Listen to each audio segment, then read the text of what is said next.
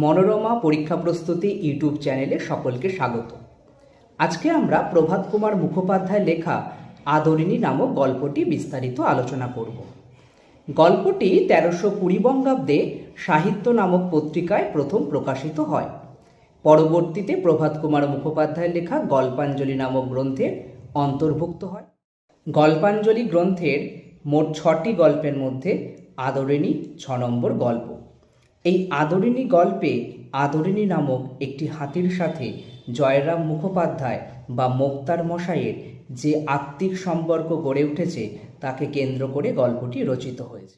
গল্পটি শব্দার্থ সহ বিস্তারিত আজকে আমরা আলোচনা করব, কিন্তু আলোচনা করার পূর্বে লেখক প্রভাত কুমার মুখোপাধ্যায় সম্পর্কে আমরা সংক্ষেপে জেনে নেব। প্রভাত কুমার মুখোপাধ্যায় 1873 খ্রিস্টাব্দের 3রা ফেব্রুয়ারি তিনি জন্মগ্রহণ করেন এবং তার প্রয়াণ ঘটে 1932 খ্রিস্টাব্দের 5ই এপ্রিল। তার পিতা ছিলেন জয়গোপাল মুখোপাধ্যায় এবং মাতা ছিলেন কাদম্বরী দেবী। তার জন্মস্থান পূর্ব বর্ধমানের ধাত্রী গ্রামের মামার বাড়িতে, তবে লেখকের পৈতৃক নিবাস হুগলি জেলার গুড়াপে। বিচিত্রমুখী গল্পের জন্য তিনি বাংলার মোপাসা নামে খ্যাত। প্রভাত কুমার মুখোপাধ্যায়ের 2টি ছদ্মনাম আমরা জানতে পারি, 1 শ্রীমতী রাধামণি দেবী এবং 2 শ্রী জানোয়ার চন্দ্র শর্মা। এবার আমরা সরাসরি গল্পটি আলোচনা করব। আদরিণী গল্পের মোট 7টি পরিচ্ছেদ রয়েছে। আজকে আমরা এই ভিডিওতে প্রথম পরিচ্ছেদ সম্পর্কে আলোচনা করব। পরবর্তী পরিচ্ছেদগুলো তোমরা পরের ভিডিওতে পেয়ে যাবে। যেহেতু আমরা বিস্তারিত আলোচনা করব, সেজন্য ভিডিওটি একটু বড় হবে। তোমরা স্কিপ না করে পুরোটা দেখো। আশা করি পুরোটা দেখলে তোমরা এখান থেকে যে সমস্ত প্রশ্নগুলো আসবে সেগুলো সঠিক উত্তর দিতে সক্ষম হবে। ঘটনার সূত্রপাত শনিবার। জয়রাম মুখোপাধ্যায় বা জয়রাম মোক্তার তিনি তার বৈঠকখানায় বসে আছেন। পাড়ার নগেন ডাক্তার ও জুনিয়র উকিল কুঞ্জবিহারী বাবু বিকালে পান চিবাইতে চিবাইতে হাতের ছড়ি দুলাইতে দুলাইতে জয়রাম মোক্তারের নিকট আসিয়া বলিলেন। জুনিয়র শব্দের অর্থ কনিষ্ঠ, উকিল শব্দের অর্থ আইনজীবী, ছড়ি শব্দের অর্থ লাঠি এবং মোক্তার বলতে যিনি মামলা চালানোর প্রতিনিধিত্ব করেন। অর্থাৎ এলাকার নগেন ডাক্তার ও জুনিয়র উকিল কুঞ্জবিহারী বাবু তারা জয়রাম মোক্তারের কাছে আসেন এবং এসে তারা বলেন, মুখুজ্জে মশাই, পীরগঞ্জের বাবুদের বাড়ি থেকে আমরা নিমন্ত্রণ পেয়েছি। এই সোমবার দিন মেজবাবুর মেয়ের বিয়ে। শুনছি নাকি ভারী ধুমধাম হবে। বেনারস থেকে বাই আসছে, কলকাতা থেকে খ্যামটা আসছে। আপনি নিমন্ত্রণ পেয়েছেন কি? ধুমধাম শব্দের অর্থ আড়ম্বর, বাই শব্দের অর্থ নৃত্যপটীয়সী গায়িকা, খ্যামটা হলো এক লোকনৃত্য বা এক বিশেষ ধরনের নাচ। আগে সম্ভ্রান্ত পরিবারে বিবাহ বা কোনো বিশেষ উৎসবে বাইজি নাচ বা খ্যামটা নাচের প্রচলন ছিল। এটাই ছিল শহুরে বাবু কালচার। পীরগঞ্জের বাবুদের বাড়িতে মেজবাবুর মেয়ের বিয়ে অনুষ্ঠান ছিল এবং সেই অনুষ্ঠানেই বেনারস থেকে বাই, কলকাতা থেকে খ্যামটা আসার কথা ছিল। পাড়ার নগেন ডাক্তার ও জুনিয়র উকিল সেই জন্য জয়রাম মোক্তারের কাছে এসে জিজ্ঞাসা করেন যে জয়রাম মোক্তারের সেখানে নিমন্ত্রণ আছে কিনা। প্রসঙ্গত বলে রাখা ভালো, জয়রাম মোক্তার যথেষ্ট সম্ভ্রান্ত এবং সম্মানীয় ব্যক্তি ছিলেন। তিনি এই স্টেটে বিগত 20 বছর ধরে তিনি বাধা মোক্তার, সেহেতু তাকে নিমন্ত্রণ না করা অকল্পনীয় বিষয়। পাড়ার নগেন ডাক্তার ও জুনিয়র উকিল সে কথা জানতেন যে জয়রাম মোক্তারের নিশ্চয়ই সেখানে নিমন্ত্রণ আছে। আসলে তারা সেখানে এসেছিলেন যদি জয়রাম মোক্তার পীরগঞ্জের মেজবাবুর মেয়ের বিয়েতে যান, তাহলে তার সাথে পাড়ার নগেন ডাক্তার ও জুনিয়র উকিল কুঞ্জবিহারী বাবু সঙ্গে যাবেন। মোক্তার মহাশয় তাহার বৈঠকখানার বারান্দায় বেঞ্চিতে বসিয়া হুকা হাতে করিয়া তামাক খাইতেছিলেন। হুকা হল তামাক সেবনের জন্য নলযুক্ত নারকেল খোলের পাত্র। আগন্তুকগণের এই প্রশ্ন শুনিয়া হুকাটি নামাইয়া ধরিয়া একটু উত্তেজিত স্বরে বলিলেন, কীরকম?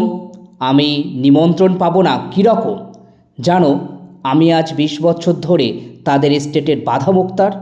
আমাকে বাদ দিয়ে তারা তোমাদের নিমন্ত্রণ করবে, এইটি কি সম্ভব মনে করো? আগন্তুক শব্দের অর্থ আগত। এখানে আগত দুজন ব্যক্তি হলেন পাড়ার নগেন ডাক্তার ও জুনিয়র উকিল কুঞ্জবিহারী বাবু। তারা মোক্তার মশাইয়ের নিমন্ত্রণ আছে কিনা এ কথা জানতে চাওয়ায় মোক্তার মশাই কিছুটা উত্তেজিতই হয়ে যান।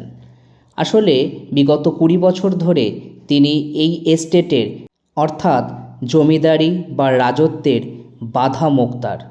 আমরা আগেই জেনেছি নগেন ডাক্তার ও কুঞ্জবিহারী বাবুর এই প্রশ্ন করার উদ্দেশ্য কী। জয়রাম মুখোপাধ্যায়কে ইহারা বেশ চিনিতেন, সকলেই চিনে। অতি অল্প কারণে তাহার তীব্র অভিমান উপস্থিত হয়, অথচ হৃদয়কাহিনী স্নেহে বন্ধু বাৎসল্যে কুসুমের মতো কোমল।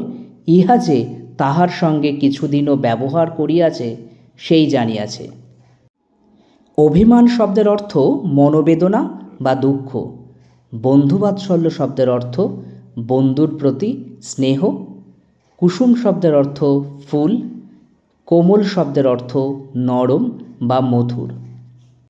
জয়রাম মোক্তারকে তারা বেশ ভালো করেই চিনত। সামান্য কারণে তিনি রেগে যান, তবে তার হৃদয়খানি ছিল অতি কোমল।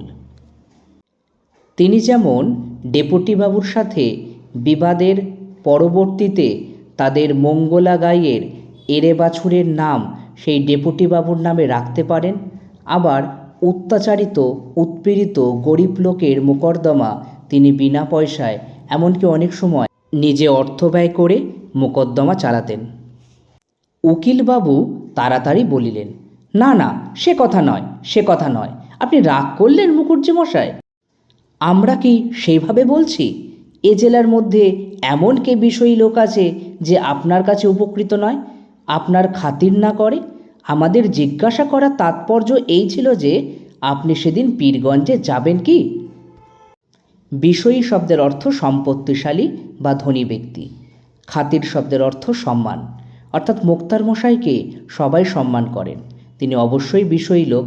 তবে যখন তিনি যশোর জেলা থেকে আসেন তখন সহায় সম্পত্তি কিছুই ছিল না।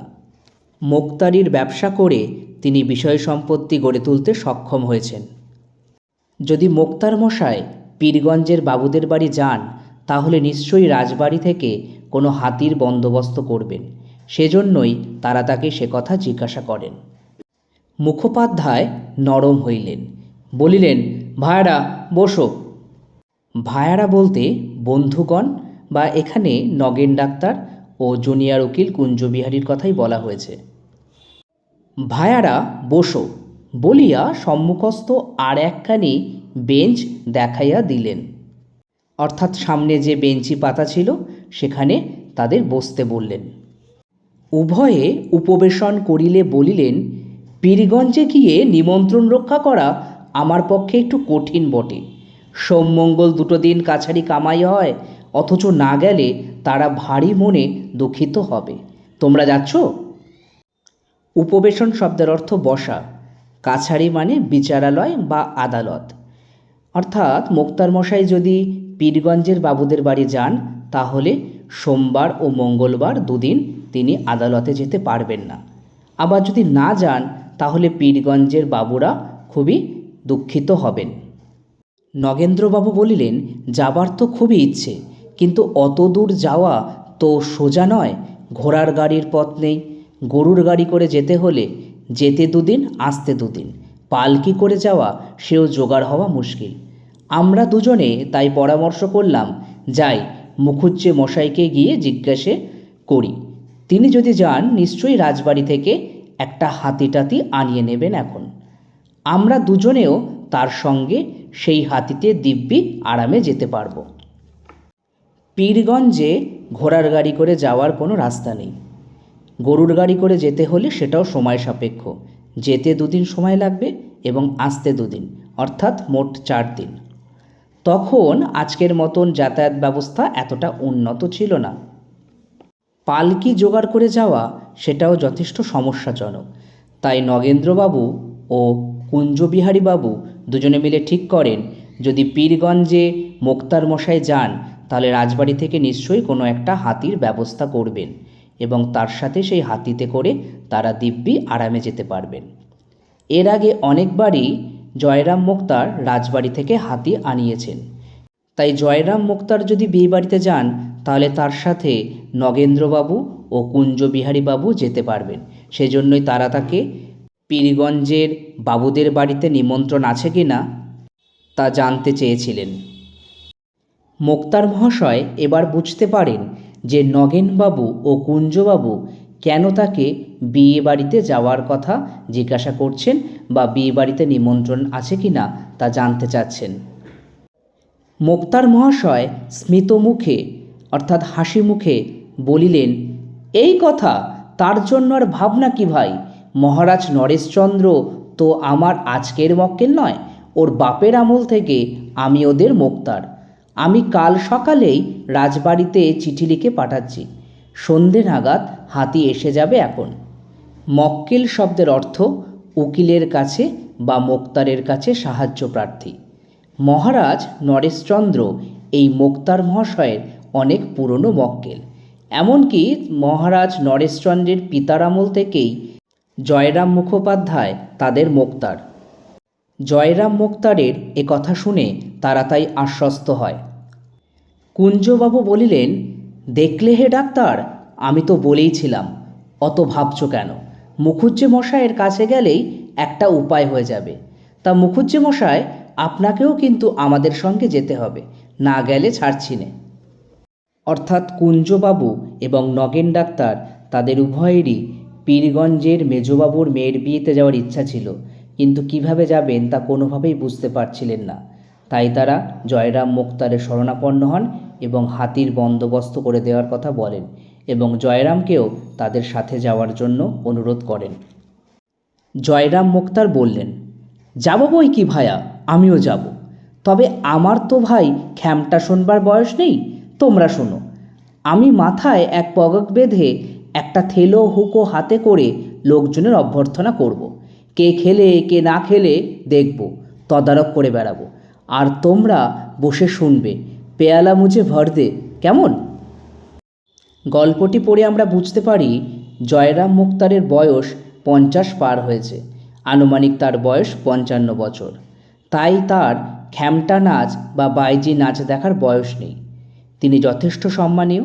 তিনি মাথায় একটা পগক বেঁধে বা পাগড়ি বেঁধে হাতে একটা থেলো বা বড় খোলাযুক্ত হুকো নিয়ে লোকজনের অভ্যর্থনা অর্থাৎ সাদর আপ্যায়ন করবেন।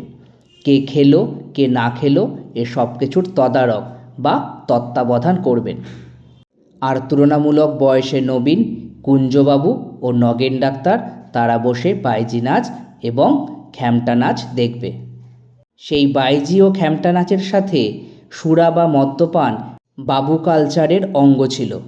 বাইজি নাচের সময় বাইজি পেয়ালায় মদ ঢেলে দিতেন। তাই কিছুটা মজার ছলেই তিনি কুঞ্জবিহারী এবং নগেন ডাক্তারকে এ কথাটি বলেন যে তারা বসে বসে তা শুনবে। এ কথা বলে মুখোপাধ্যায় মহাশয় হা হা করিয়া হাসিতে লাগিলেন। প্রথম পরিচ্ছেদ এখানেই শেষ। আশা করি আদরিণী গল্পের প্রথম পরিচ্ছেদ তোমরা পুরোটাই বুঝতে পেরেছ। তবে তোমাদের যদি বুঝতে কোথাও সমস্যা হয় তাহলে আমাকে কমেন্ট করে অবশ্যই জানিও। আর কী ধরনের ভিডিও তোমাদের প্রয়োজন বা কোন গল্প আলোচনা করলে তোমাদের সুবিধা হয় সেটা অবশ্যই কমেন্ট করে জানিও। আমরা চেষ্টা করব সেই সংক্রান্ত ভিডিও আপলোড করতে। ভিডিওটি ভালো লাগলে তোমরা অবশ্যই লাইক, কমেন্ট ও শেয়ার করো এবং যারা নতুন আছো আমাদের চ্যানেলে তারা চ্যানেলটিকে অবশ্যই সাবস্ক্রাইব করো।